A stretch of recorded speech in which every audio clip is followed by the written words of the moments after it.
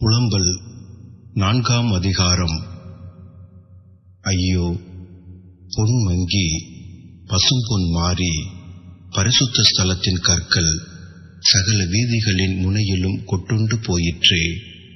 ஐயோ, தங்கத்துக்கொப்பான விலையேறப்பெற்ற சீயோன் குமாரர் குயவனுடைய வேலையான மண் பாண்டங்களாய் எண்ணப்படுகிறார்களே. திமிங்கிலங்கள் முதலாய் கொங்கைகளை நீட்டி தங்கள் குட்டிகளுக்கு பால் கொடுக்கும் என் ஜனமாகிய குமாரத்தியோ வனாந்தரத்திலுள்ள தீக்குருவியைப் போல் குரூரமாயிருக்கிறாளே. குழந்தைகளின் நாவு தாகத்தால் மேல்வாயோடே ஒட்டி கொண்டிருக்கிறது. பிள்ளைகள் அப்பம் கேட்கிறார்கள், அவர்களுக்கு கொடுப்பார் இல்லை. ருசியான பதார்த்தங்களை சாப்பிடவர்கள் வீதிகளில் பாழாய் கிடக்கிறார்கள். இரத்தாம்பரம் உடுத்தி வளர்ந்தவர்கள் குப்பை மேடுகளை அணைத்துக் கொள்ளுகிறார்கள். கைச்செய்கை இல்லாமல் ஒரு நிமிஷத்திலே கவிழ்க்கப்பட்ட சோதோமின் பாவத்துக்கு வந்த தண்டனையை பார்க்கிலும் என் ஜனமாகிய குமாரத்தியின் அக்கிரமத்துக்கு வந்த தண்டனை பெரிதாயிருக்கிறது. அவளுடைய நசரேயர் உறைந்த மழையை பார்க்கிலும் சுத்தமும், பாலை பார்க்கிலும் வெண்மையும், பவளத்தை பார்க்கிலும் சிவப்பும், இந்திர நீலத்தை பார்க்கிலும் மேனியுமாயிருந்தார்கள். இப்பொழுதோ அவர்களுடைய முகம் கரியிலும் கருத்து போயிற்று. வீதிகளில் அறியப்படார்கள். அவர்கள் தோல் அவர்கள் எலும்புகளோடு ஒட்டிக்கொண்டு காய்ந்த மரத்துக்கு ஒப்பாயிற்று.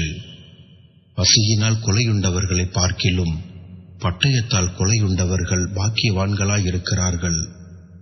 அவர்கள் வயலின் வரத்தில் இல்லாமையால் குத்துண்டு கரைந்து போகிறார்கள். இரக்கமுள்ள ஸ்திரீகளின் கைகள் தங்கள் பிள்ளைகளை சமைத்தன. என் ஜனமாகிய குமாரத்தியின் அழிவில் அவைகள் அவர்களுக்கு ஆகாரமாயின. கர்த்தர் தமது கோபத்தை நிறைவேற்றி தமது உக்கிர கோபத்தை ஊற்றி சீயோனில் அக்கினியை கொளுத்தினார். அது அதன் அஸ்திபாரங்களை பட்சித்து போட்டது.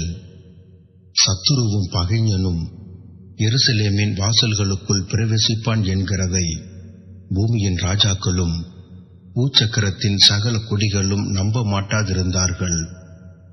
அதன் நடுவில் நீதிமான்களின் இரத்தத்தை சிந்தின அதன் தீர்க்கதரிசிகளின் பாவங்களினாலும் அதன் ஆசாரியர்களின் அக்கிரமங்களினாலும் இப்படி வந்தது.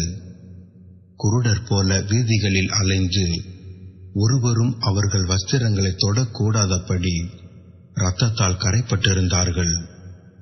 விலகுங்கள், தீட்டுப்பட்டவர்களே, தொடாமல் விலகுங்கள், விலகுங்கள் என்று அவர்களை நோக்கி கூப்பிட்டார்கள். மெய்யாய் பறந்தோடி அலைந்து போனார்கள்.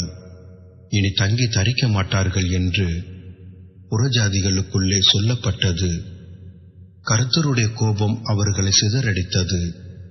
அவர்களை இனி அவர் நேராக்கார். ஆசாரியருடைய முகத்தை பாராமலும் முதியோரை மதியாமலும் போனார்கள். இன்னும் எங்களுக்கு சகாயம் வரும் என்று நாங்கள் வீணாய் எதிர்பார்த்ததினாலே எங்கள் கண்கள் பூத்து போயின. ரட்சிக்க மாட்டாத ஜாதிக்கு எதிர்பார்த்து கொண்டிருந்தோம். நாங்கள் எங்கள் வீதிகளில் நடவாத படிக்கு எங்கள் அடிச்சுவடுகளை வேட்டையாடினார்கள். எங்கள் முடிவு சமீபித்தது. எங்கள் நாட்கள் நிறைவேறி போயின. எங்கள் முடிவு வந்துவிட்டது. எங்களை பின் தொடர்ந்தவர்கள் ஆகாயத்து கழுகுகளை பார்க்கிலும் வேகமாயிருந்தார்கள். பர்வதங்கள் மேல் எங்களை பின் தொடர்ந்தார்கள். வனாந்தரத்தில் எங்களுக்கு பதிவிருந்தார்கள். கர்த்தரால் அபிஷேகம் பண்ணப்பட்டவனும் எங்கள் நாசியின் சுவாசமாய் இருந்தவனும் அவர்களுடைய படுகுழியில் அகப்பட்டான். அவனுடைய நிழலிலே சாதிகளுக்குள்ளே பிழைத்திருப்போம் என்று அவனை குறித்து சொல்லியிருந்தோமே. ஊத்ஸ் தேசவாசியாகிய ஏதோம் குமாரத்தியே, சந்தோஷித்து கலிகூறு. பாத்திரம் முன்னிடத்திற்கும் தாண்டி வரும். அப்பொழுது நீ வெறித்து மானபங்கமாய் கிடப்பாய். சீயோன் குமாரத்தியே, உன் அக்கிரமத்துக்கு வரும் தண்டனை தீர்ந்தது. அவர் இனி உன்னை அப்புறம் சிறைப்பட்டு போக விடார்.